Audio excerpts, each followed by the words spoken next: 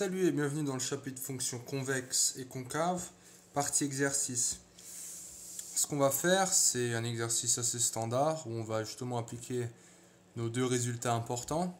Alors je ne les ai pas mis de côté exprès parce que j'aimerais bien que tu les retrouves et que tu les comprennes. Donc, tout d'abord, on commence avec quoi? Une fonction définie sur R, donc c'est un polynôme du troisième degré. Première question, question standard, donc ça c'est le réflexe, réflexe, sens de variation, attention cette fois-ci c'est de f', c'est-à-dire la dérivée. Bref, sens de variation, qui dit sens de variation dit, allez, à toi de jouer.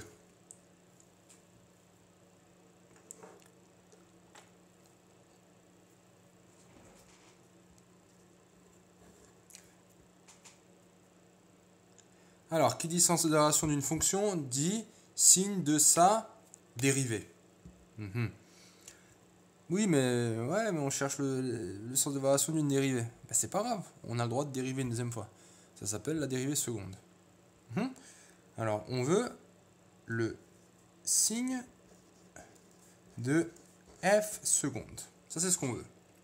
Vu que c'est des polynômes, on peut y aller, on peut dériver plusieurs fois, il n'y a pas de souci. Donc, on commence, f' de x. Alors là, on se dit polynôme. Donc, pour dériver, qu'est-ce qu'on fait d'abord? On fait attention aux opérations. Donc, opération, là, on a quoi? Ça, moins, plus, bref, plus ou moins. Donc, ça veut dire que ça va être la dérivée de ça, moins la dérivée de ça, plus la dérivée de ça, plus la dérivée de ça. On n'oublie pas, les coefficients n'interviennent pas.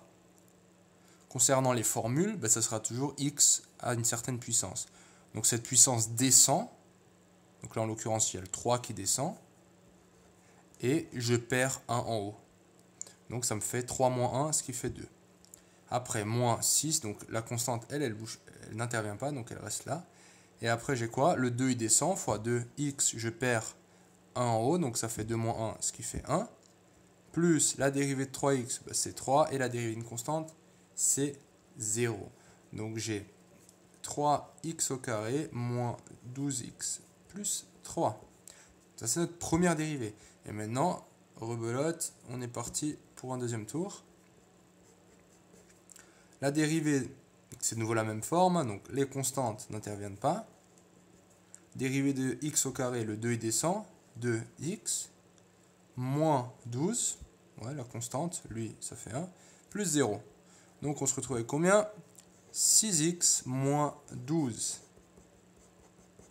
Et on a dit quoi? On a dit qu'on veut le signe de f'. Donc, qui dit signe dit tableau de signes.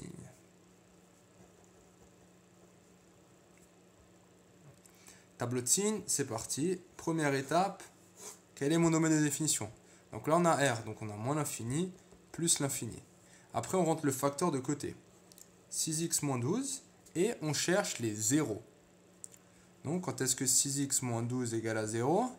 Quand 6x est égal à 12 et quand x est égal à 12 divisé par 6. Donc, je passe le 12 de l'autre côté, le moins devient plus, et la multiplication, quand je la passe de l'autre côté, ça fait une division. 12 divisé par 6, on a 2. Ça marche? Donc, on a 2 ici, et ça annule.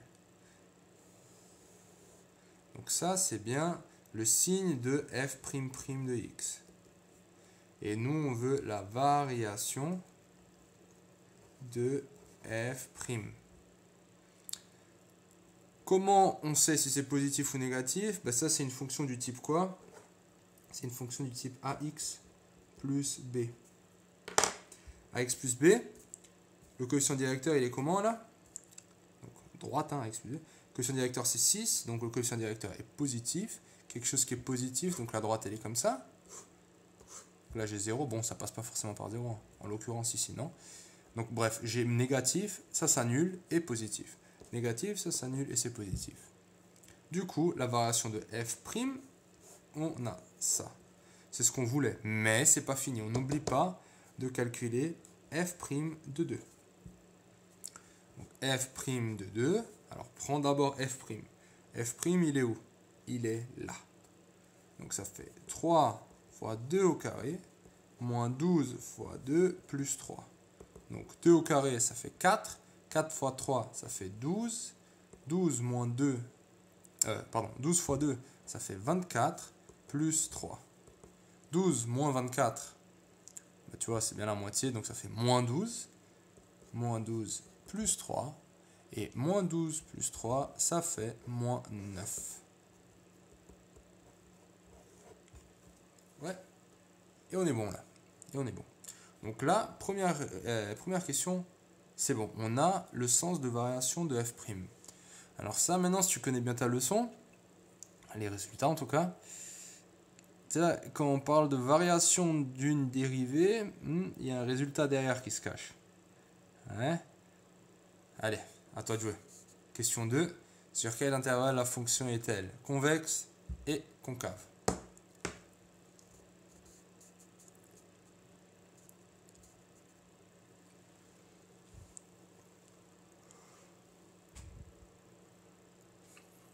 Alors, ça a été. Donc, il y a un théorème qui nous dit quoi? Qui nous dit que la fonction f est soit concave ou convexe sur un certain intervalle. Alors, je vais l'écrire. Il y a un théorème qui nous dit la chose suivante. F est concave ou convexe sur AB, donc là on a R, si quoi? Donc si et seulement si, donc équivalent, si f' est... Alors maintenant, je sais pas, là l'ordre, je sais pas dans quel ordre. C'est fait exprès. Donc on a croissant ou décroissant. Et moi je te demande, est-ce que tu as bien compris ça? Ou est-ce que tu vas tout simplement l'apprendre par cœur? Alors ça serait dommage de l'apprendre par cœur. Dommage. Parce que on s'est donné de la peine, là, la séance d'avant, de bien comprendre. Donc essaie juste de l'appliquer. Et tu verras, une fois que tu as compris, tu n'auras plus besoin de l'apprendre par cœur. Et ça va être pas mal. Alors l'idée c'est quoi? Vas-y, je trace une fonction concave. Je me dis, allez, je la trace comme ça. Dans la fonction standard, là c'est x au carré. C'est une fonction standard. F', ça représente quoi de nouveau?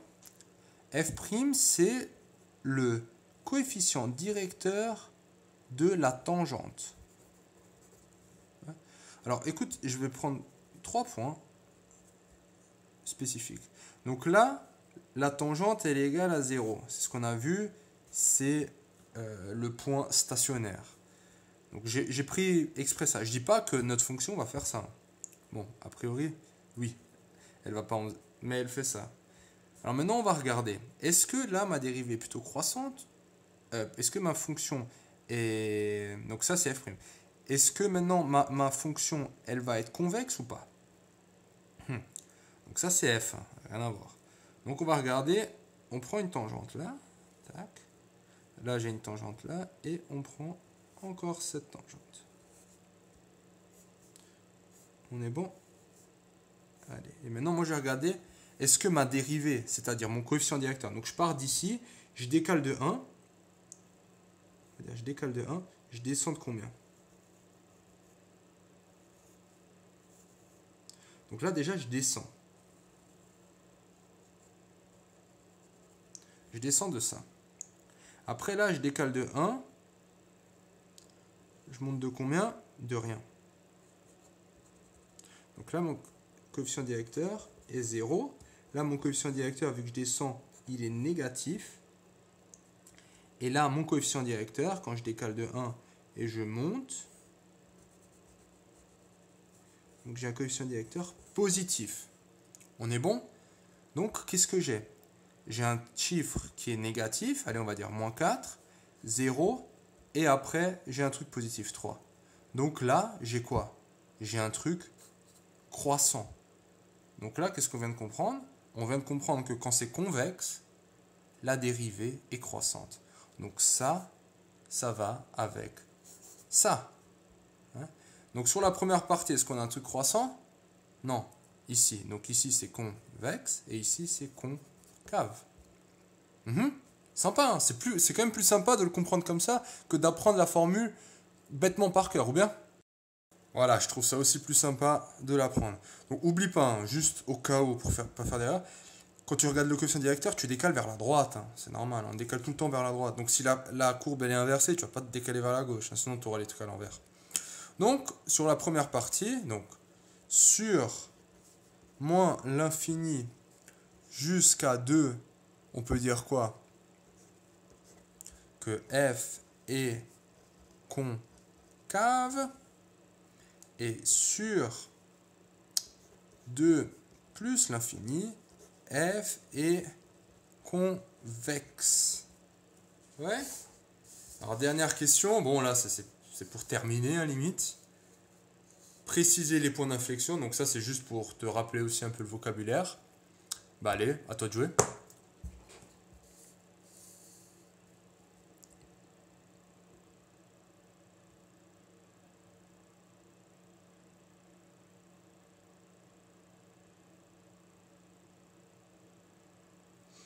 Ok, on est bon? Alors, bah, qu'est-ce qu'on a? Bah, la fonction, elle s'annule justement là. Elle va s'annuler ici. Elle s'annule en... Donc la valeur 2, elle s'annule. La fonction, la dérivée seconde. On a bien un changement concave et convexe. Qu'est-ce qu'on en déduit?